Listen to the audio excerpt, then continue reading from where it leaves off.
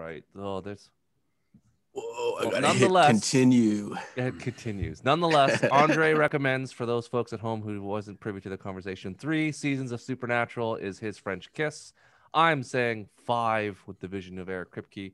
We'll continue the battle. I'm saying just buy yourself that classic Impala and call it a day. You know how hard it is to find that classic Impala? It's easier to watch 3 seasons of Supernatural than to find that Impala. Because there was like 3 ever made, and 1 belongs to Jensen, 1 belongs to Jared, and then the 3rd one. Oh, you don't have to buy movie accurate. Just buy a shell, resto mod it. Don't numbers. I think Andre would disagree with you. Andre wants the trunk with all that stuff in it. The trunk with all the weapons in it. You need the steaks. You need the bag of salt. Everything. You know, like come on. You need all. So you're saying Andre wants a bunch of junk in a trunk? Junk in the trunk, yo. Junk in the trunk. I got steaks in the freezer. When he's gonna fight a Wendigo, because that happens a lot in Supernatural, so he just needs to be prepared. I guess these are things that happen. Ready. You know that ready. Back in the day when Wendigos were the biggest threat before angels and demigods. So, welcome to the Heroes World Quarantine podcast. We are here today to do our 3rd review of Marvel's Loki, episode 3. I am your host, Stupe. With me, as always, are the owners and proprietor of Heroes World in Markham, Ontario. That's Andre and John. Say hello to the world. Howdy, folks. Hello, world. And, of course, our resident Prince of Mischief, variant 19999, Rob. Hey, if I am a variant of Loki, I got no game. You got I was the worst. I was the worst variant ever. Seems on brand. All right, so we're gonna do a review. First, we're gonna do our quick hit bite of it. So, Andre, because you are the 3rd today to do it, we're rotating through. Give us your. What are the odds that Andre's week lands on this particular episode? It all worked out. His helpful yet unhelpful summary of this week's episode without any positive or negative adjectives. Okay. Can I cover my face? Yeah. Yeah. All right. Okay. This week on Loki. No. All right. So, this week on Loki, Loki, known as the variant, and Sylvie. Is it Sylvie or Sylvia? Sylvie. Go for a nice walk. Mm-hmm. They go for a train ride. Yes. They have a nice conversation. Mm-hmm. And they want to go on a spaceship ride, so they go to a big city. Awesome. Fantastic. Beautiful. So I want to jump quickly to the next point. John, this is the midway point. Without spoilers, were you satisfied with the way the show is going? Do you think they're going to be able to pull this off? Because we're 3 in, and there's 3 more to go. Are you happy with the pace? They got 3 more. Yep. Are you happy with the pace? Are you happy? To keep it short, not really. Rob? I'm conflicted. I'm fine. Okay. All right. Andre? Can you repeat the question? No, just kidding. Am I satisfied with it? No. Okay. Review of this episode, John. What do you give it out of 10? I'd give it a 6, maybe. Ooh. Rob? Yeah, I'd go 5.5. Ooh. Andre? Out of 10? Yeah. Is 0 included? Yes. I'll give it a 1. They got a point for something, folks. Wow. All right. Well, there we go. Andre likes the opening credit scenes with that changing. Is your quick hits, and we're going to go to full spoilers and full thoughts. So there we go, John. What are your thoughts on this episode? And go to your points. Start us off. Yeah, I don't know. It seemingly had a lot going for it that I thought I would dig. It's got the reluctant partners coming together, are my favorite 80s movie genre. They even incorporated some type of heist element towards the end. Mm-hmm. And Loki, Tom Hiddleston, got his daggers back. So it had like all these ingredients to be an episode that I really liked. But I think it was missing one key ingredient, and that's Owen Wilson. For me, I really like the dynamic between those 2 characters. I like what they set up in first episode. So, 6 might sound low, but in in comparison to the other episodes, number one, like, you know, it's definitely the top two, and then three, I guess, is the worst of the bunch so far. But we got 3 more to go, so maybe they'll bring it back. Just something about this episode. I like what they established. Episode 1. I liked this kind of like twist on this procedural, you know, time cops scenario, and we are getting the team up between the 2 different versions of Loki that I had anticipated. But for some reason, this episode, even Tom Hiddleston got to do a lot of cool stuff. Like, he got to show off some, I don't know if he's been training or whatever. He got to show off some cool moves. And then they had that big sequence at the end. Marvel definitely like flexing how much money they got into the show. So a couple questions I'll have is, what exactly is Loki's power set? It seems very undefined.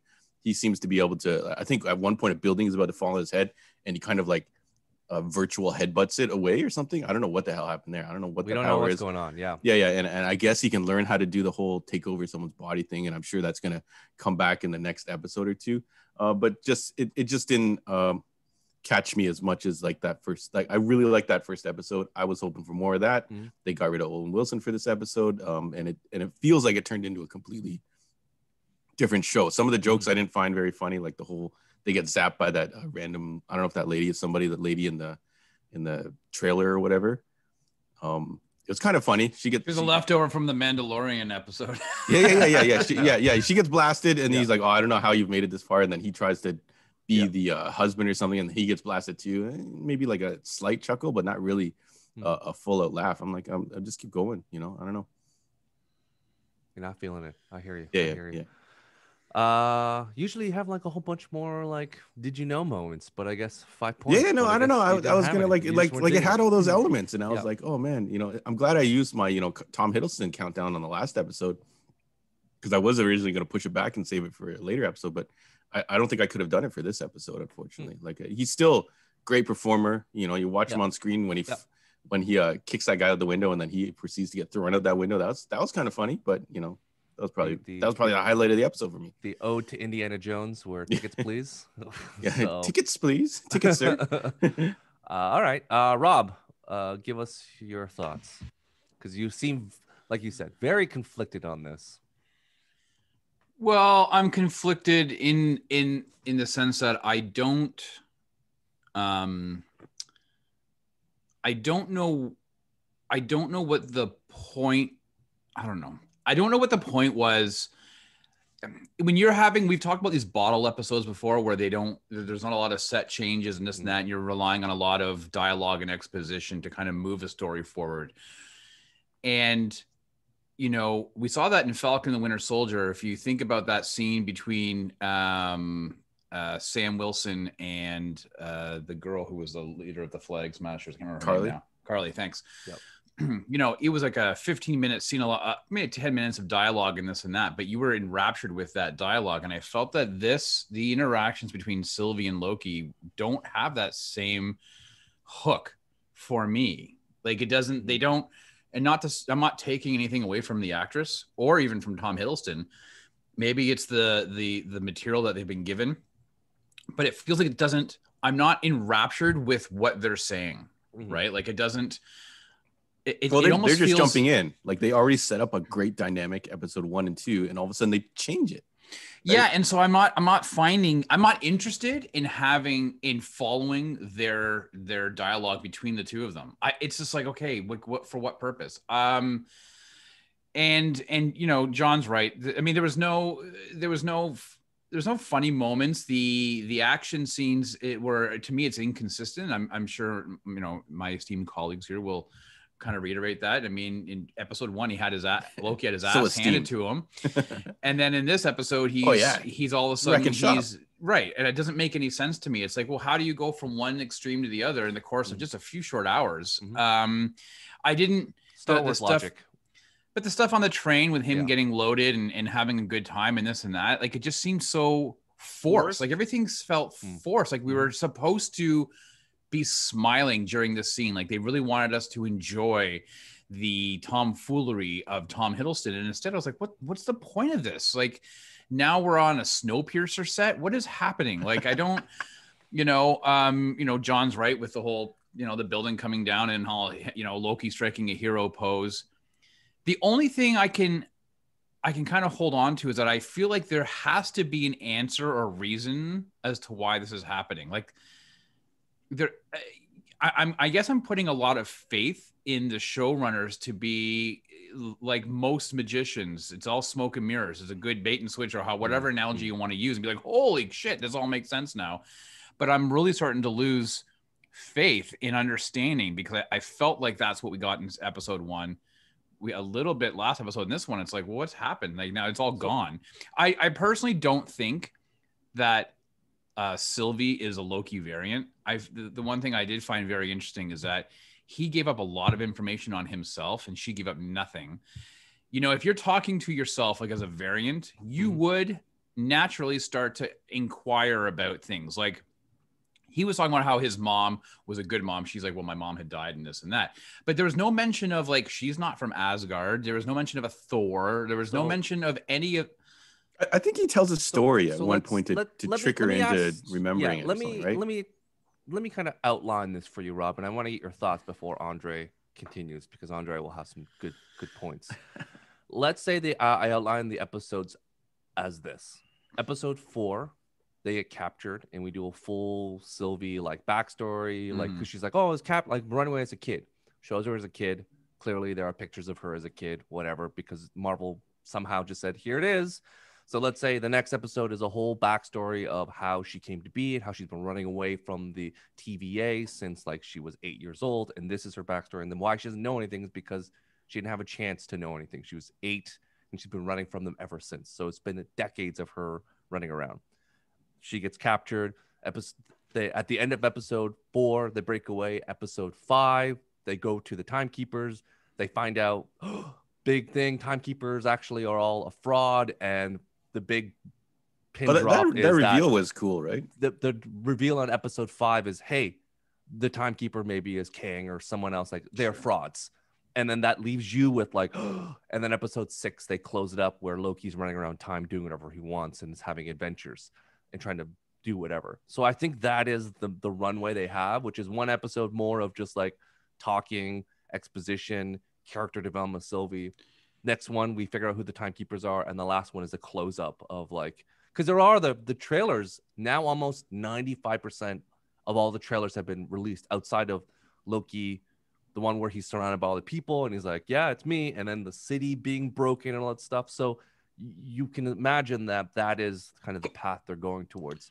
And Owen Wilson will come back because, again, Owen Wilson has to come back because he needs to know that he is a variant. So is that going to be a satisfying 3 episodes, or do you think that's a wasted opportunity for you if that was the way that? No, I guess you know what? I also wraps it up, but yeah, but I don't know. I'm not really compelled by Sylvie. This episode didn't do anything for me to actually want to get a backstory. And you're right. I'm sure that we're going to get her origin story next episode in some capacity, but I'm just even thinking about that. I'm like, ugh. I just don't find her character at this moment to be compelling enough for me to want to know more. Yep. I really couldn't give a shit, to be honest with you. Yep. You know, the one thing I wanted to touch on is that this episode is more known for Loki confirming his bisexuality than anything else. And I don't give a shit about that. That's fine. Good. You know, if that's what they want, if that's how they want to write the character in the MCU, and that's good for them. I'm glad that people are appreciating that and praising it. But I find that has taken over the narrative of this entire episode, as opposed to being like he came in really in one sentence. He came out as being bisexual, and then everything else happens in the episode. And I think I think, well, that's very interesting. He had mentioned that, but technically he could be pansexual. He could be anything. Like probably didn't go down he's just fluid. So I think the terminology of fluid means that he could be anything he wants to be. Right. And because the terminology of like that is because again, I think the bisexual is those who identify as men or women, but there's a whole other genre of like people that identify as they, and you can be attracted to them too. So but my point was but my point was though is that usually like you would have I guess had this been stated in episode 1, it would have been like, that's really cool. And look at all the other stuff that happened. Like it was a great episode overall. And whereas nobody's really talking about the context of episode 3 aside from this a little bit of information. And so that's not to take away from that proclamation. Great, whatever. For me, it just shows how much there's a void of good content of episode 3. That was the only reason I was saying it, because that's really been driving. Every week you see reviews and people are talking about things that have happened in the episode and this and that. And this week, all the reviews, all the comments, everything, all the articles written are all about that change of character, or at least that proclamation of the character. So that to me just speaks a bit of volumes, is that episode 3 is the weakest because they're not focusing on any other aspect of the episode. That's all. That's kind of what I wanted to say. Or we're in the midst of Pride Month, so therefore it kind of makes sense that that's where people are looking at things. But I hear you. Andre, give us your thoughts, because you were on the lowest of the spectrum. You gave it a 1. First of all, I want to take a couple of things. So judging this show in the context of what they've given us, and we were all excited via the trailers that they showed, and I think we were all on board. I'm kind of surprised that both John and Rob still rated this episode as a passing grade on both of them. This was clearly the worst episode that they've done. So if we all, even I gave the first one an 8, there's no way this is a 6 or even a 5. Now, I've been thinking a lot about this particular episode, and I think there's definitely something in this episode that they will reveal later to make this episode make more sense. There has to be, because I'm thinking about this episode has been I think the single worst piece of material the MCU has written and put on the screen. All their movies, all their TV shows. Agent of S.H.I.E.L.D. is better than this. So there has to be something. We've said it every shots episode. fired. We've said it every episode that Tom Hiddleston, his performance is great, and again, we get the same performance. Even the him singing or whatever. Yeah, it was the best. Very moving scene, but wasted on the element of that scene. I think nothing happens in this episode. So what Rob was talking about, why did people fixate on the fact that he says he likes everybody or men or women or whatever, is because that's like honestly one of 2 tidbits of information you get in a whole 40+ minute episode of stuff. The show's only 6 episodes. This episode didn't push the plot forward. We end episode 2 with this really interesting thing of all those time bombs going, not a reference to that at all again. So we don't know any more than we did episode 1, and we're 3 hours in. That's a problem. Sure, we're going to watch it. Like Rob said, these time stories, you got to sometimes finish all of them. Yeah, but I want to enjoy the whole ride. I don't want to be like, oh, geez, I got to sit through episode 3 and 4 to get to 5 and 6, right? Some of the things that really bothered me, and I'll get, maybe people will say nitpicky or whatever, but they go to this planet, which we know is pre-programmed because they're going to look for Sylvie on all the potential catastrophes where nobody lives. So technically, Loki, the variant, Tom Hiddleston, told that to Owen Wilson, Mr. Morpheus, right? Mobius. So Mr. Morpheus technically knows all their potential hiding spots. No, Mobius. Sorry, not Morpheus. Is another. Morpheus, Larry. Larry Fishburne. So they all know there's a roadmap to go and get them. So maybe that'll be how they survive this particular thing or whatever. But the fact that they didn't, they were just able to do their thing. To be fair, I think they pocket dialed, because it wasn't look like he planned the thing. No, he was in a fight and they just fell through a portal. No, but remember, she says, "Oh my God, you picked the worst." This is because she knew exactly where it was, so she's clearly been there before, right? My second nitpicky thing is, okay, you're on a mining planet. There's a meteor shower. And the rich people are going to wait till the last second to get off and take a train. First of all, let's talk about a train. For sure, you're going to have train on a mining planet, but asteroids been hitting that planet. There's no way that track is for now. To me, again, lazy design team. If it was a hover train, a flying train, a train on a laser beam, anything flying, I'll believe it. But not with a laser beam train on a goddamn track. Yeah. You know, like there's no Astro track. train. Yeah, Astro train, whatever, train. right? Just come on, guys. This is it insulting to the intelligence of the audience that you're not thinking past this. Now let's talk about the character of Loki. Where this Loki is taken from is the end of Avengers 1. This is Loki who stood toe-to-toe with the Avengers, okay? This is Loki who is still hell-bent on taking over. The Loki that we see here is clearly not that Loki. This is a Loki that can't even beat a human or some human analog guard on a train. Yeah. Now you have Loki's Sylvie, who's also a trained Loki, and they're still magic in their abilities. They're getting bested by what you would call numpties. These guys aren't even time cop or the TVA people, which again the TVA people are shown as in episode 1 they're competent, and then this episode, hey, who's this person walking in our base? I don't know. Maybe it looks like that person who we had a briefing on. Maybe we should attack her instead of saying, oh, halt or whatever. And she just freaking kills them like they're nothing, right? No consistency.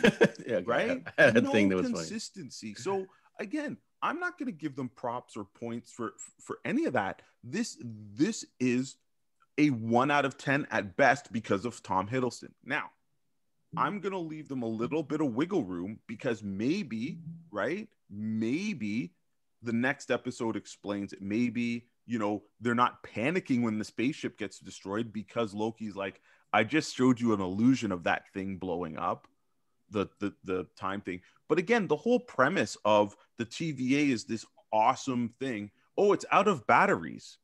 For real. Yeah.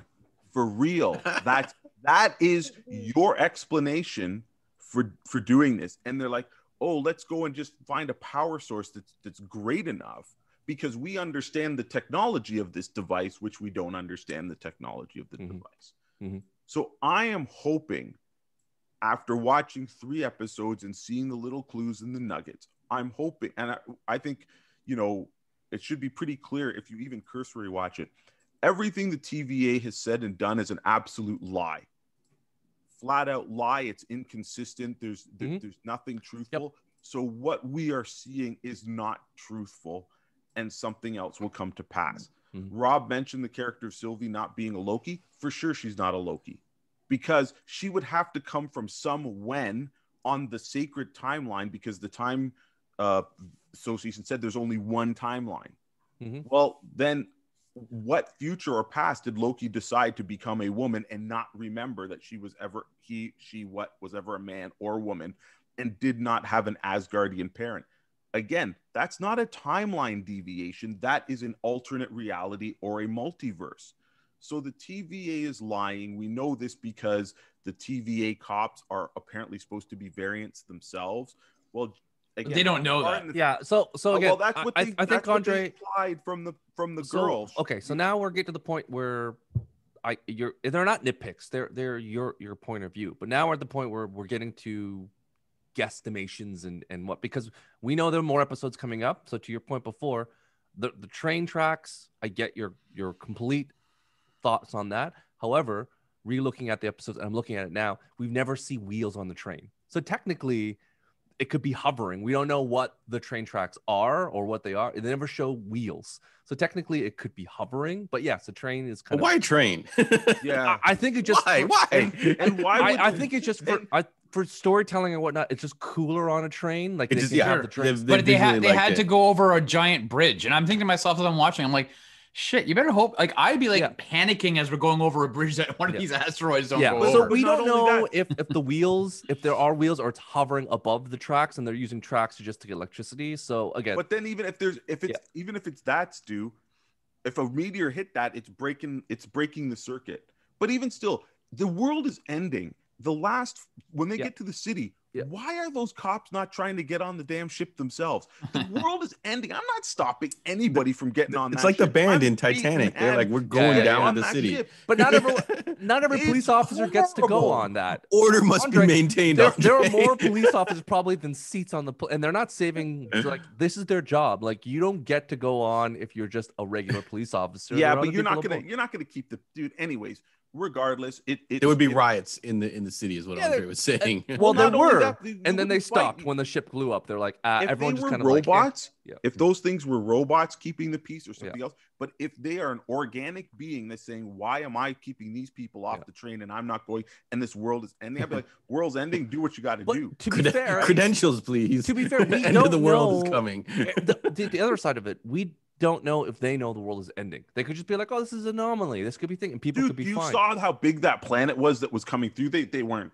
Anyways, we can make semantics up. We can fill in the blanks. We can do their writing for them. It needs to be said if they can not only stick the landing but can continue the path of this show in 3 episodes. I think for this episode, it could have been. They could have cut out almost half of the stuff, given us the points of information that they wanted, and continued to build the plot. I think this is going to fall into, unfortunately, another show that we will watch 1 or 2 maybe episodes or moments, but you will never rewatch this whole thing. And I think that's sad because those trailers, all 3 of us, when we watched, I think it was the second trailer, Rob, looked so good. And we were like, oh my, this holy WandaVision, set the bar a little bit. Falcon Winter Soldier jumped the bar. We're like, oh my God, we're in for a treat. Well, they better give us dessert for the next 3 episodes because right now it doesn't even taste great. Less filling. The first episode was the only thing we got, I think. Yeah, and so, to your other point, and not to defend everything, I'm just, as if you're writing the storyline, you got to figure out what you can do in terms of plot and outline and MacGuffins and whatnot. And the train just seems like a nice way to have 2 characters have that conversation. As Rob was saying, it's a bottle episode. You got to fill out a way for them to have a conversation about who they are, and you also have a reason for Loki to get drunk and get them thrown off the train. What did you need that reason for? Again, I like the exposition, but yeah, like to your point, it could be done other ways. But I'm just saying, this is Tom Hiddleston signed off. He's an executive producer. He said, "I want this, and we're going to do a snow." But exactly, thing, maybe this is the obligatory musical episode that all shows want after several seasons, so the people if they do a musical episode. Except this was only Tom Hiddleston doing. He's like, hey, I want to sing because I know this Gaelic song or whatever language that was, and be like, let's do it. Maybe Nordic, he watched the Snyder cut and he's like, hey, those girls really inspired me. I want my own theme like that. Maybe they're need a sweater. Yeah, so it like, again, to your point, we have a few more things to go episodes. The energy thing, I'm not so fussed about either power because, again, I think there are many physics people out there, and like, nothing has unlimited power outside of the Tesseract. Anytime you use something, power goes. We don't know the full definition of where it pulls from. Even the Green Lantern ring is not unlimited. You got to recharge it with a battery. So if something runs out, you got to run out, man. Seems like, but you got to say the oath. It ran out. It's just convenient just at that point. Yeah, how to recharge it. But again, who knows how many chargers she had and how long she's been using it. So no, again, I'm just saying, how would she know how to recharge it? Anyways, whatever. We're gonna find out. It was lame. Yeah. We're gonna find out because clearly there's 3 more episodes, and we're gonna find how long she's been on the run. Because again, she's been like, I've been on the run since she's a kid. So I don't want to waste too much time because it could be answered. If not, we'll table this for our episode 6 episode, and then you can bring back the gripe of like, they never explain why they didn't power. How could they possibly explain everything? I did have like one funny thing. You know the disintegrato sticko thingies that everyone had? I feel like there should be some more training in handing those out because I think she does a couple twists and uses it against themselves. So I'm like, I don't think they should be handing that disintegrator stick. We don't know what happens to them. We don't know whether they actually die or get incinerated to another special room. Because you turn that thing on and then you lean it on your shoulder, you disintegrate. It's like, there's only it only does one thing. Like, at least with Star Trek, you had set to stun or they did. Right? Rob, they do have a stun. It's on and off, like a little bite. Yeah, and you're done. No. Yeah. She shocks him. Yeah, she shocks Loki in the beginning, there right? There are 2 phases of that baton. There's the purple one that slows down, and Loki got it, and then there's the yellow one, which is disintegrate. So Rob, you are incorrect. Carry on. There are 2 colors. But in the base, when they invaded the and base, then maybe everyone had disintegrating ones. Maybe there's a purple which is dangerous color of the baton that turns everyone into Rob. So maybe that we can look forward to that as the 3rd baton. You're a Rob. You're a Rob. You're a Rob. You're a Rob. So you pick it up from the wrong end. You're like done. you're like, I look like Rob now. What do I do? So we'll see. It'd be the most chaotic track team ever. Wait, am I getting the baton or am I getting the baton? No one wants to get the baton. I don't know. There's 4 of let's you. just go home. So the 3rd runner, Rob, just leaves. He's like, I'm done with this. The second runner's like, I got to do both? What? So needless to say, no one out of you 3 are satisfied with the episode. You were all cautiously optimistic to the last 3 episodes to see if they I'm landed. not happy. I'm fine with it. I liked the direction they were going with episode 1. I wanted more of that. The quasi procedural and them working together. And I don't think they can go back to that from here. They can't go back after this episode and go, oh, Loki, help me discover the variant. It's gone. It's done. Right. So I'm a little concerned about that. But again, I had going into the show, no expectations for me. So it's okay. How about the reveal? Andre mentioned it as well. There were 2 big things. One was the fluid nature of Loki, and 2, that all the people of the TVA are variants. Did anyone not surprised by that and care about that whatsoever?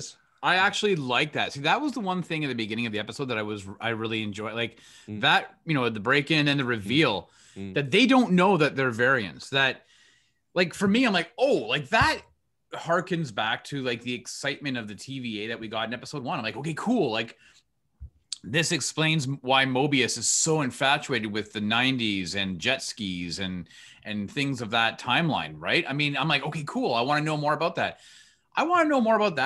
The prospect of the idea that you floated about in episode 4 might be a flashback episode all dedicated to Sylvie. I want to cry even just thinking about it. I'm like, I don't want to watch that. So that type of information is really cool. With regards to the other thing, I've already said why I think it's fine. It doesn't great, good. I'm glad that people are very happy about that pronouncement or proclamation, and I'm happy for that. I just felt that it just showcased that the episode didn't have anything else to offer, and that was my point. But yeah, it doesn't. You know what? Honestly, like that type of stuff doesn't really bother. It doesn't bother me. I don't care. Like It doesn't change the outlook on the character. It doesn't change how Loki has interacted throughout the rest of the MCU. It's a non-issue for me. So let's say my prediction is this, and just get your thoughts. They get captured. No surprise by the TVA. But in the next episode, the very beginning, they get saved. They get captured. Sylvie tells a storyline.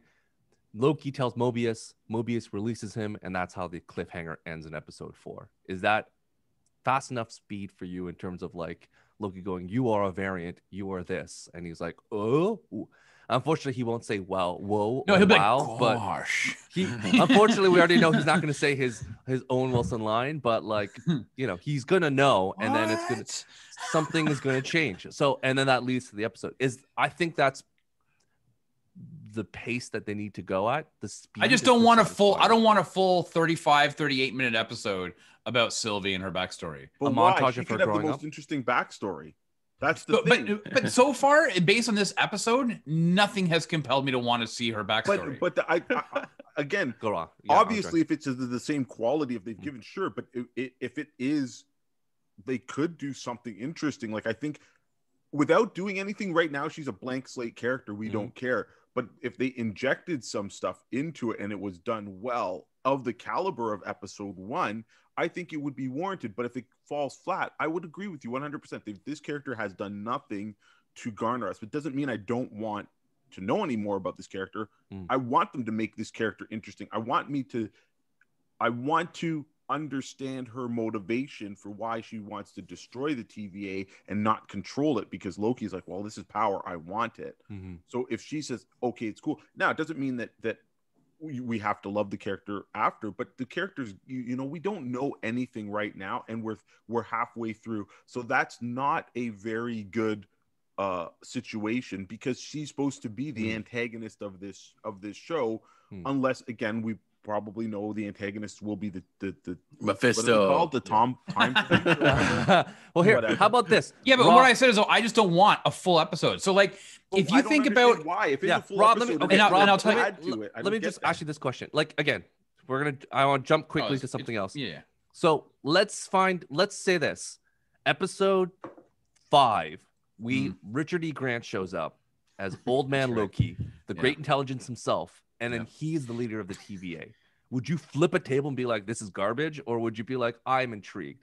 Let's say they walk into the TVA. The timekeeper actually is Old Man Loki, Richard E. Grant running the damn thing. Would you be happy, or would you actually flip out to say, this is not Mephisto, this is not Kang the Conqueror, this is BS? But I never. Yeah, sure. You know what it is? It's all in the delivery on how these mysteries are presented. That's that. There are there's a lot of TV shows, especially when you're in the age of binge watching, where the end scene or the last 2 minutes hook you enough to be like, holy shit, I have to work in the morning, but I just want to watch another episode, right? They didn't have that in Jupiter's Legacy. That was one of the things that we had talked about a few weeks ago. Oh boy, yeah. This series so far doesn't have that hook where I'm like, oh my God, I want to go into the next episode. So that's all to say that if Richard E. Grant then shows up and he's like, I am, the true Loki and this and that, and he's the leader of the time, I'd be like, and he has the long horns, and he's sitting there in the classic Loki costume, and a giant goblet. Then I'd be like, oh, how are you going to present it? If it's kind of like, I'd be like, okay. But if it's like, open the door, you're like, whoa, then yes, then I'd be happy. But it's all on how they present the information. Would you care? Would you be satisfied if that was the reveal that it's Old Man Loki running the strings, and you're like, I think you would. I think I would like to see that version of Loki. The classic OG Loki. I unfortunately think the TVA is not what it is. So if they reveal it and he's like, oh no, the TVA is a real thing and we are making one sacred timeline, then at a certain point that guy we know that's fake. Know everything that this Loki was supposed to do if it was him, and I think that's the problem of these time travel thing. Like, you've got a show where they go. What year was the Lamentis? Was the name of this episode? Yes, Lamentis 3 they went to 2077, I think. 2077. So I'm like, dude, if you can go to 2077, everything on that timeline. Loki shouldn't be able to hide anywhere or do anything that you don't already know was done, because you're going to the future. So yeah, it's a variant. We can't follow the variants, but I'm like, but your timeline is still going. You can go to the future. So whatever they're doing is irrelevant. Right? So they have to explain that. That to me is the explanation that's needed. So if that reveal happened, and like Rob said, they presented it well, and they're like, yeah, I was just using my powers to toy with you and have fun with you guys and whatever. Okay, cool, done. But I don't think it would be earned, and I don't think it would be worth the time investment of all of us watching. And I don't think it would be relevant to going into Doctor Strange. You know what I mean? Like, this person's writing Multiverse of Madness. Like, then you're writing something that's going to be longer than Multiverse of Madness, and you haven't got there yet, right? Okay. Like, I don't want a George R.R. Martin explanation for the multiverse, and they'll die before finishing it. It's just like it's crazy, right? It's different. John, so my question to you is that if this show, the ending, they open the screen, they go the Wizard of Oz behind the curtains, and it ended up being Tyrese, would you give the show 100 out of 100? Tyrese or Jean-Claude Van Damme? If it's Tyrese or Jean-Claude, will this be the greatest show ever? It can get a pass. It can get a pass for that. But a pass? I think you're right. I think it's just gonna be a Loki variant. Which variant we're gonna get? Maybe it's the variant where Loki becomes an R&B singer and stars in a Fast and Furious franchise. So, hey, maybe that happens. Let's do it. All right. Well, we have some more episodes to go. 3 more.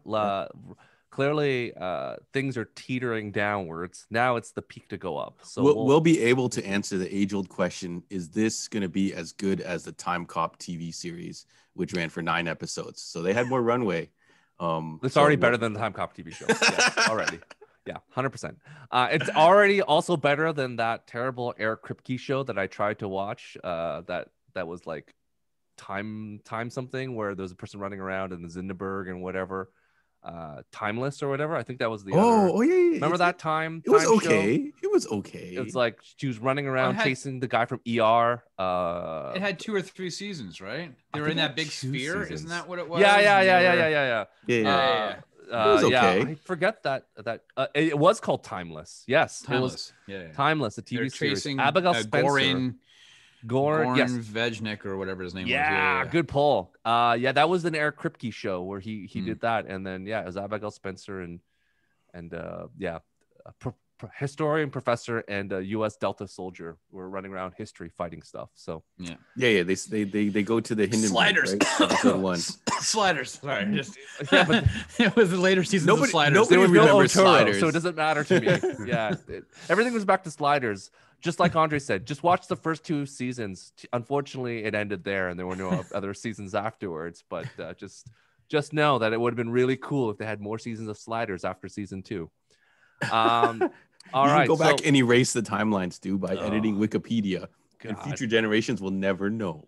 Just like Heroes, it was a really good season 1. Unfortunately, never had any more seasons after that. You can be like the TVA of Wikipedia, and you can go TVA and of TV edit, shows. and edit I everything. Think Andre, we could be the showkeepers and decide when that's a great idea. Just pick TV shows and be like, after this episode or season, it doesn't exist. Just wipe the rest of it off. Oh yeah, that's the new content. Yeah, so we go to old shows and go, where should it have ended? Oh, that's great, Stu. Where should it have ended? We can do all of Game of Thrones, new video. And then just when Khaleesi's on that boat, it just ends right there abruptly. It's like, oh man, what happens when she goes to Westeros? Yep. Who knows? Doesn't matter. That's irrelevant. Save the cheerleader, save the world. The world will never know. The show. That's it. Yeah, it was just wow. What a ending to that show. Oh, you left Hero in feudal Japan. What happened to him? Peter Petrelli. Just what an ending. We can go through so many TV shows before they jump the shark, and then although the jump the shark moment needs to stay, I think that yes, because you have to have reference. Yes, so therefore the Happy Days season 7 needs to stay, so that way we know. You need the Mendoza line. You need to set that bar up, and then everything else we can do. That will be on one of our future segments. That's our sacred timeline. That's the sacred timeline. Look forward to our spin-off show. We'll do that for both movies and for TV shows. We're going to be the timekeepers or the media keepers of stuff. And we're like, man, we just cross that movie / thing out. It's just like Terminator. It was really cool when they had the first 2 Terminators, and then it just abruptly ended. It was too bad we didn't have any more. Aside from movies. 3, I'm okay with it. That's the variant you want to erase. The 3 I would What, Terminator 3? Yeah, Terminator with 3. Yeah. And you like Genesis though? I like Genesis for some reason. Oh, it's because Arnold was in it. That's why you was that. Arnold. Yeah, but he was in 3 too. He was in all of them technically. They had the K-pop T1000. No, he wasn't in the one with Christian Bale. They used Salvation. I love Salvation. They did the face thing. He made a cameo. He made a CGI. It's the same. Honestly, it was the same level cameo as the Rundown. So it was like he was just there. Sure. Like, come on. It was a bypass. It was like they got another huge bodybuilder and then they superimposed Arnold's face on top of it for like 2 minutes, and then the face melted off, and then it got blown up. Yeah, it got blown off by a gun. It got blown off, and then it was like the metal ectoskeleton, which the whole series ends at number 2 with the thumbs up and then molten lava, and that's it. There is no other. We have now ordained the rest of the Terminator timeline to be irrelevant and no longer in existence. So quick point as we wrap things down for this review. I'm curious, after where we're at right now, and it's very early. Are you 3 even interested in doing more reviews of these Marvel shows? Because we've been Charlie Brown, Lucied 3 times in a row. We're super hyped. Is it just we just set the bar lower for Hawkeye? Are you interested in this? Like, are we gonna do more, Rob? You know what? I think let Rob go first because and then Andres. Yeah, because I think it's interesting you say that because while we've been speaking, I was thinking to myself, have we done this to ourselves? Have we? Based on the trailers, we were like, oh, maybe it's like a quantum leap. Maybe he jumps into the body of DB Cooper and this and that. Like we all kind of, I think we somewhat are to blame for this because we went in and we have constructed what we wanted to see in these shows, and it's nothing. We've been wrong every time. So listen, I think we this show is about comic books and movies and television. So yes, I think so. But I have zero hope for Hawkeye. You know, I will watch it, but I am not waited with bated breath. So the as I three was coming It down should be. It'll be good. I think Okay. it'll be good. it could be, but I'm not projecting Yep. any interest on, and I might actually even avoid all the trailers that come out for it, just because I don't want to have preconceived ideas of what I want it to be and then be let down. I think I'll watch the trailers, but just lower the bar. Andre, go for it. You know, I think maybe this was a good thing for this episode to be bad in a way to temper everybody's expectations of what the MCU is. You know, I've never hidden the fact that I really think that the MCU is more I don't not smoke and mirrors, more flash and bling. There's not a lot of substance. It's hard to hit all the vectors to it. Yeah. Yep. And I think this episode kind of just shows us that, hey guys, these are shows about superheroes and it's comic content. And I don't want to say that we should they're not telling us to lower expectations or whatever. I think there's just a certain level that they want to hit. And I don't believe that they are pushing themselves to elevate the form. And I think that's what I want. I want these two at a certain point be better than the comics I've read, or adding to that experience and making it better. And I think this episode comes in and it's like, no, man, Andre, this is their bar. This is where they're gonna be. Don't expect any more. Expect it. Look, the thing you can say about the MCU stuff is, yes, it's the best superhero content that we've seen on the silver screen, barring, you know, a couple of exceptions, but overall, the amount of content that they've been able to do, it's the best. But it's by no means the best it will ever be. They haven't hit that bar yet, and they haven't. And unfortunately, I don't believe they are striving to put out a product that is like, we are going to change how films are looked at, how comics like this. The MCU will never be and maybe nothing will, but will never be Andre, like what Star Wars was when Lucas changed how we viewed sci-fi. Let me just ask you a quick question, Andre, because I think you're going on the same point. I think the perfect analogy, I think you hit the nail on the head, is the MCU and what Star Wars is going to be going forward, McDonald's.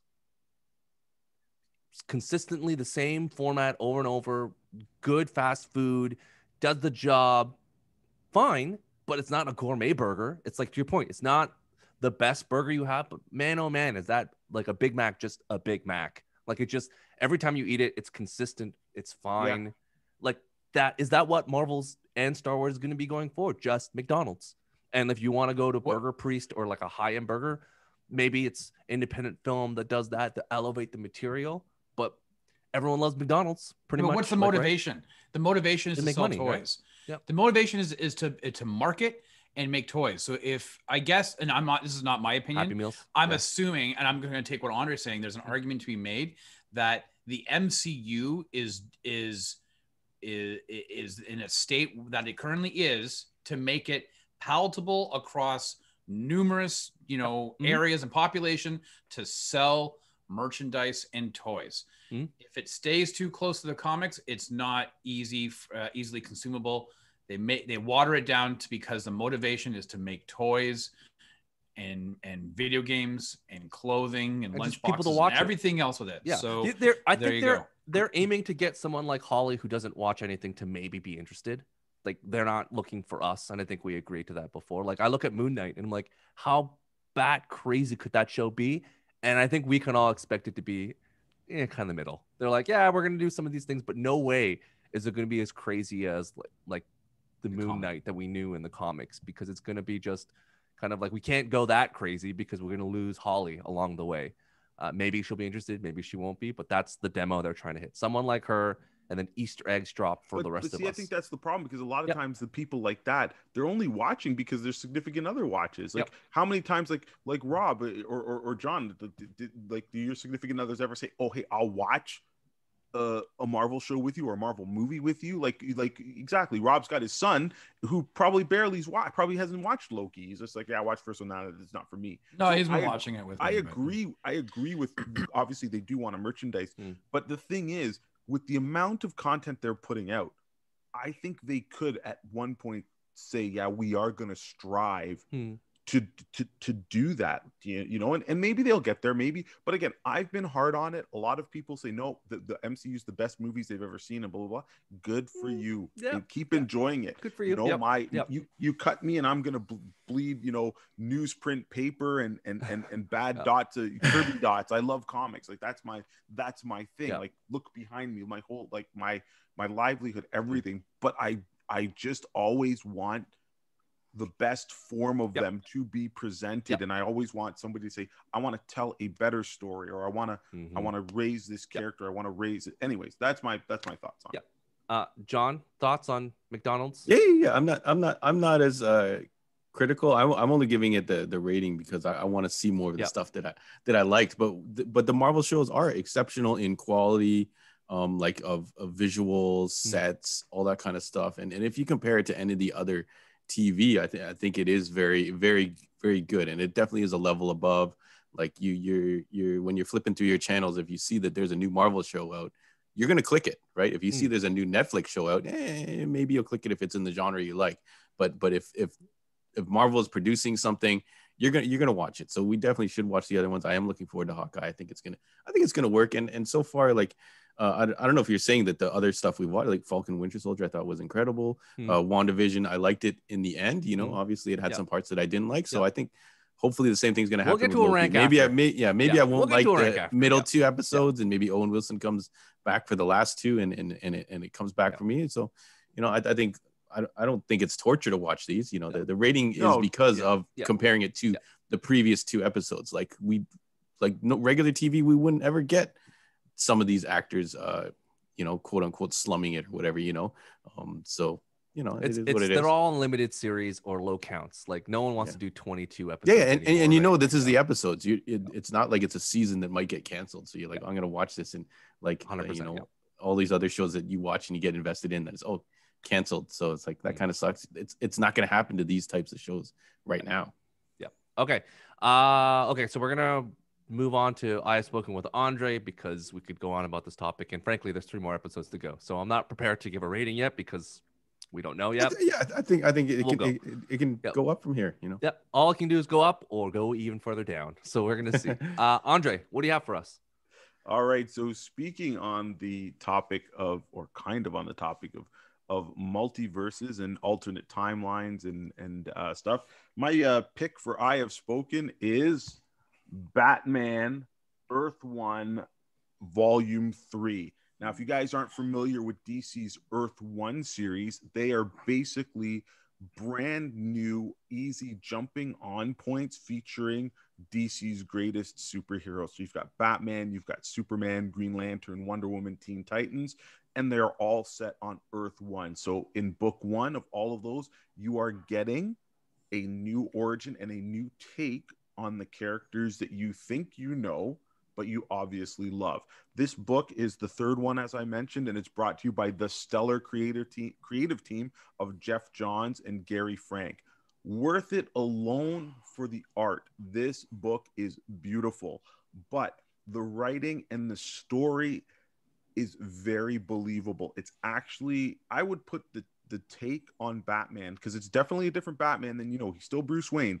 But I would take the world building and the design and also the thought process. It's up there with Batman the Animated Series for creating a different Gotham and a different cast of characters. In this book, we get Batman building the Outsiders. Okay, great read, awesome. It's available right now in our store, Heroes World. Highly recommend you picking up and reading. Can you read just this one book? You could, but you would definitely want to go back and read volumes 1 and 2, which we should have back in stock, I would say, in about a week. So yeah, the volume 1, we have the cool slipcase that has volume 1 of Batman, Superman, and I think Wonder Woman. Yeah, again, fantastic read. You definitely have to check it out. Like this series is, you know, this is a solid like 8 or 9 out of 10. And if you know, I'm crucial, but critical and fair, and this book really deserves it. All the other Earth 1 series very imaginative. I would rate this one as a very high mark, as well as the Wonder Woman one. The Superman one is not. What's the not rating bad, out of 10? Again, this one is very good. So what's your rating out of 10? For this, I said 8 to 9 out of 10 for this series. It's amazing. It really hooks you. It's good. Yeah. It hooks you. Yeah, I got trade paperback #1 from you guys a number of years ago, and it ends on a cliffhanger, and all you do is just want more. Yeah. And it's been a long time between 2 and 3. It's been like 5 years, 5 or 6 years. Yeah. So but it's I'm well stoked. worth the wait. Yeah. And I think this reunites the creative team, because Jeff Johns and Gary Frank, they did the Doomsday Clock, and they've done other things. But oh man, like, this is so much better than Doomsday Clock. Not again, Doomsday Clock was very big and an idea, but this is just a solid, tight. Back to basics. Nothing is influencing. This is a version of Batman that I think the two creators wanted to put out, and it's fantastic. So awesome. John, Andre, where can they find you guys on the internet and the desert of the real?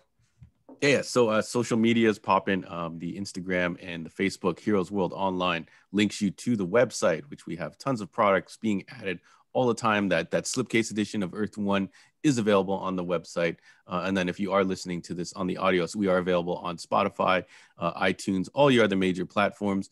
Please subscribe and check out the audio. If you maybe can't sit here and watch the video, or maybe we're not pretty enough for you, aside from Robbie, he's a very pretty gentleman.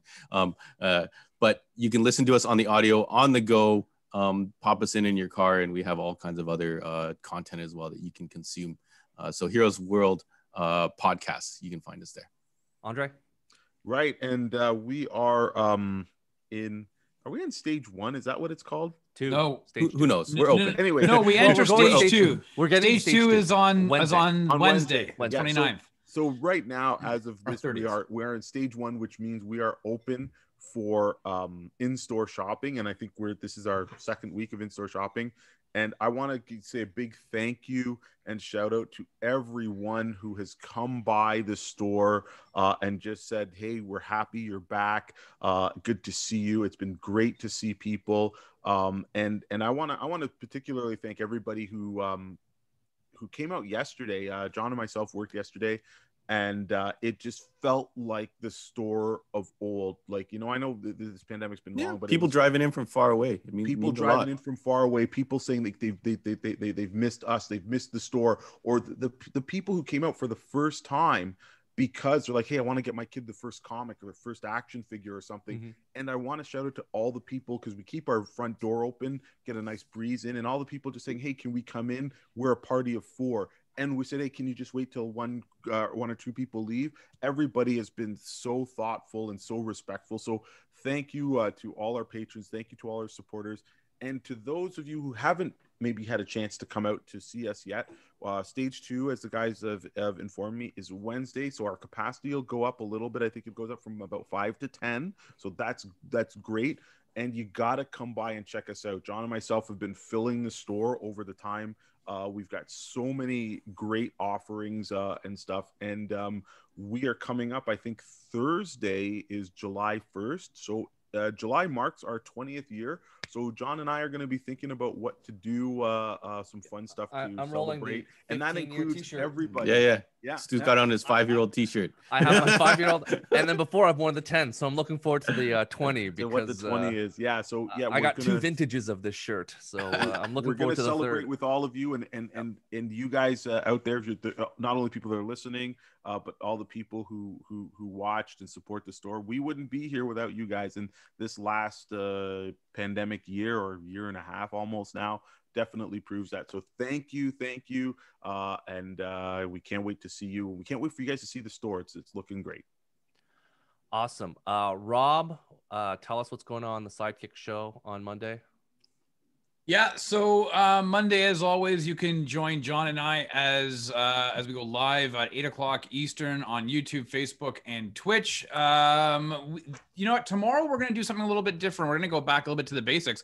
We're going to do like an Ask Us Anything show. We're taking a week or so off from reviewing movies and whatnot. We thought, hey, let's have. There's a lot of things that have been going on in pop culture, so let's start fielding some questions. So definitely join us. Throw out some questions. John and I are going to be talking about stuff from comics, TVs, and movies, and we'll take any questions and give our thoughts on where we see things going or how we've been enjoying it. If you want more conversations on Loki, then John and I are more than happy to answer only 2 of those questions. And then limit 2 per customer. And so I'm out. Yeah. So definitely, we can actually talk more about the fact that John still thinks Terminator Genesis is better than 3. So definitely join us tomorrow night. 8 o'clock. It's definitely better than 3. I don't think you can argue that. All right, slow down. We'll save this for Monday. Thank you so much for joining us today. Like, subscribe, do all the things. All the support is completely helpful. As Andre said before, whatever you can do, go to the store if you can. Something small, something big, whatever you can do, they'll be very appreciative. A lot of people sharing the content, a lot of people giving us reviews and everything, taking the time to do that. That is amazing. Thank you so much. And we're almost at 3K for that Shang-Chi trailer, so which is incredible. It's a quadrillion times more popular than what we're doing right boy now. Wong versus Abomination. I was like, but yes, so let's get that video to 3K. We are just trying to push the reactions because with Pat and Chris and John and Rob, let's keep on going. It has way more to go than John's Street Fighter controller video, which somehow has 29K. So that's the all-time record. So if we're going to the channel metrics, the controller, John, you need to do more, joystick comparables because those are the highest rated episodes. We're like small, but we have a devoted following. People love apparently either Shang-Chi reaction trailers or joystick reviews. So what a weird demo. The Venn diagram is connecting. He-Man's getting in the mix. So 80s properties. So maybe we'll throw in some more 80s properties. We're gonna keep on fooling around trying things. But thank you for listening, and we're gonna do another review momentarily. But see you later. Thanks everyone. Thank you guys. Peace out. Hey.